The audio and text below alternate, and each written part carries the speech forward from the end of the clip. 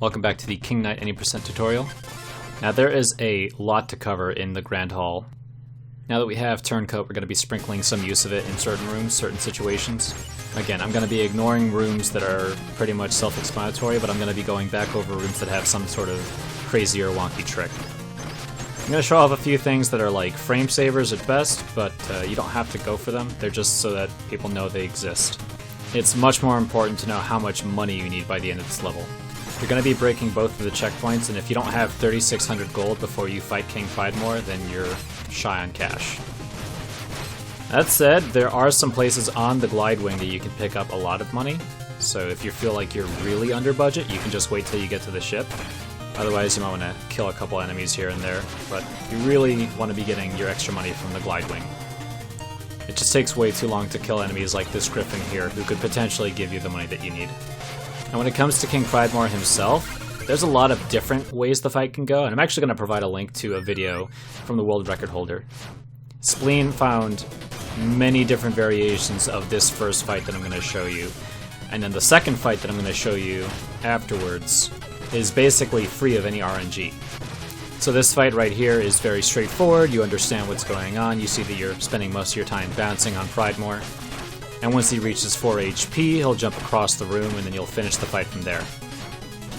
But as I said before, in the later portion of the video, I'll be covering a crazy new fight that uses the Turncoat and is basically RNG-less.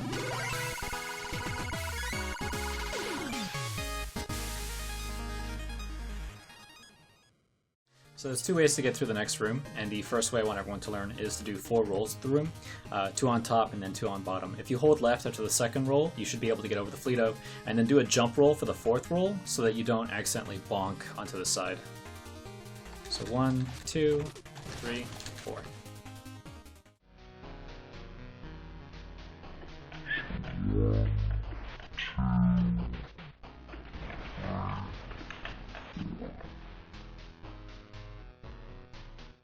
The other way that you can go for is a very difficult trick. It's essentially canceling the spin animation by timing an heirloom use the moment you hit the dirt.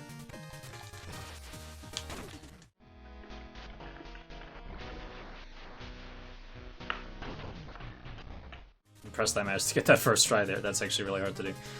So for this room, you want to bait the Fat Duck Knight to do an attack, and you do that by jump canceling your first bash, pretty much right around where the second pillar is.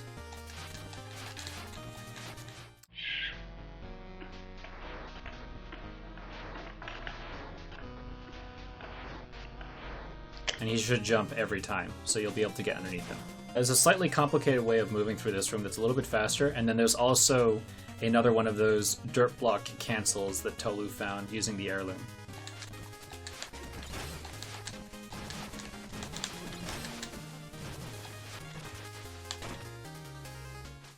This room is fairly consistent, but sometimes the sumo will move in strange ways.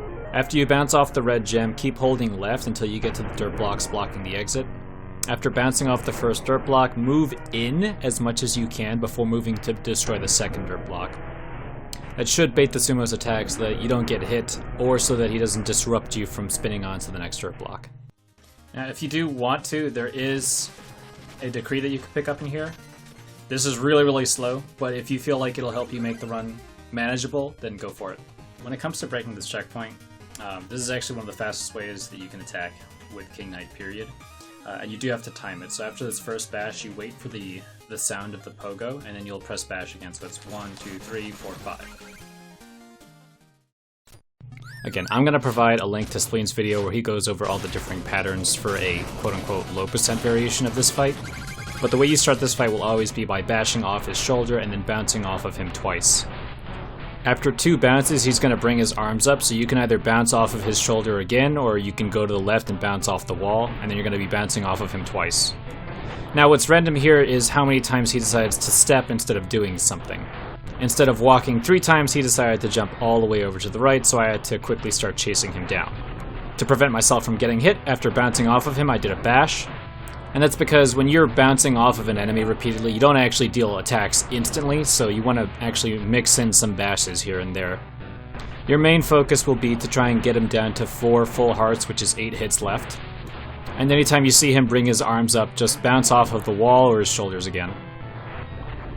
You can see his HP is very close to that 4 threshold. If he weren't already in the middle of this attack, he would be jumping across the room. But once he stops his shoulder bash, he's going to check his HP, quickly flee over to the corner. From here on out, you'll be using the Turncoat to finish the fight. You'll be bouncing 3 more times, his Griffin should reach you at that point, and then you'll be holding your Turncoat. In most cases, you won't be releasing the Turncoat until you touch the ground, because you want to make sure you get the body armor contact and the flame hit to charge up the cape. So again, this is only one pattern, but it gives you a general idea of what you're doing when you're fighting Pridemore. Shoulder, bounce, bounce, shoulder, bounce, bounce. In this case, he decided to start moving away, chase him down, get that mid-air bash, doing as much bouncing as I can. Keep an eye for when he brings his arms up, bounce off the wall. I note that his HP is under 4 full hearts, so I get ready, move over to the corner, get my Turncoat ready, and he's dead.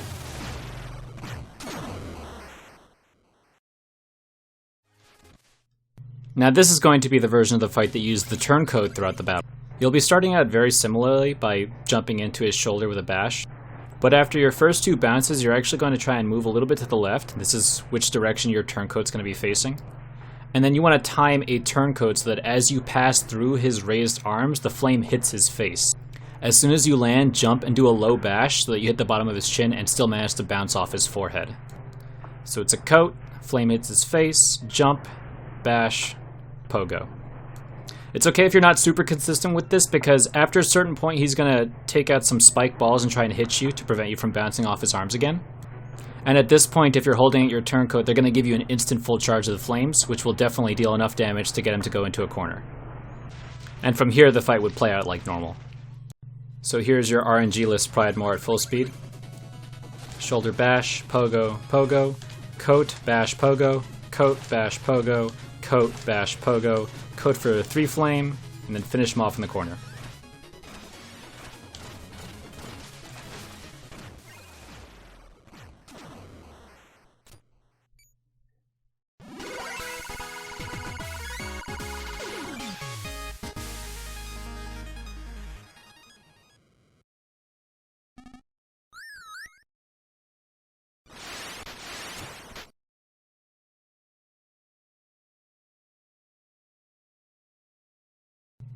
So at this point you need to have 6,100 gold, and that's because we're going to be talking to Traitorous in a second. So we go to the left side of the screen. I don't know how he does it, even though he walks to the right, he's all the way on the left. And he gives us 400 gold so that we can buy our Battery Brigandine.